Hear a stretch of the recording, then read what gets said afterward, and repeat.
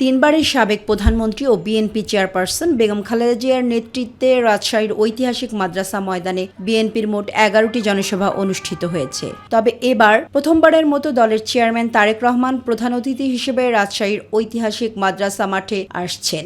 বেগম খালেদা জিয়ার জ্যেষ্ঠ পুত্র, তার দেখানো পথগুলো তারেক রহমান অনুসরণ করবে। এখানে তৃণমূলের নেতাকর্মীরা, আমরা রাজশাহীবাসী, আমরা এটা ঈদ মনে করে আমরা আনন্দ উপভোগ করছি যে আমাদের প্রিয় নেতা রাজশাহীতে আসবেন। ইনশাল্লাহ তারেক রহমানই একমাত্র তরুণদের আস্থা, ভরসা।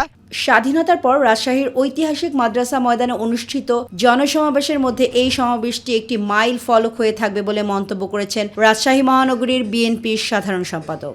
জনসভা সফল করতে জোর প্রস্তুতি চলছে। আয়োজকদের দাবি এটি হতে যাচ্ছে রাজশাহীর ইতিহাসে সর্ববৃহৎ জনসভা।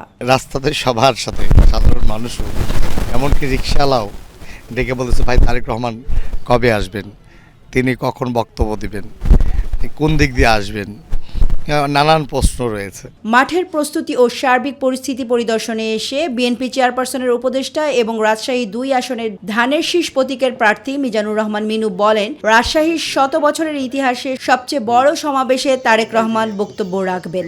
সমগ্র মহানগর জুড়েই মাইক থাকবে, এলইডি থাকবে এবং মাঠে মিটিং থাকবে, পাশে ঈদের মাঠ আছে, সব মিলিয়ে বিশাল সমাবেশ ছাড়াও রাজশাহীতে তরুণ শিক্ষার্থীর সাথে মতবিনিময় করবেন তারেক রহমান। পরে বিকেলে ৫টার দিকে নওগাঁয় আরেকটি জনসভায় অংশ নেবেন তিনি। সেখান থেকে বগুড়ার উদ্দেশ্যে রওনা হয়ে বাদ এশা বগুড়ায় জনসমাবেশে বক্তব্য রাখবেন তিনি। তামান্না সাদিকা, মাই টিভি নিউজ ডেস্ক।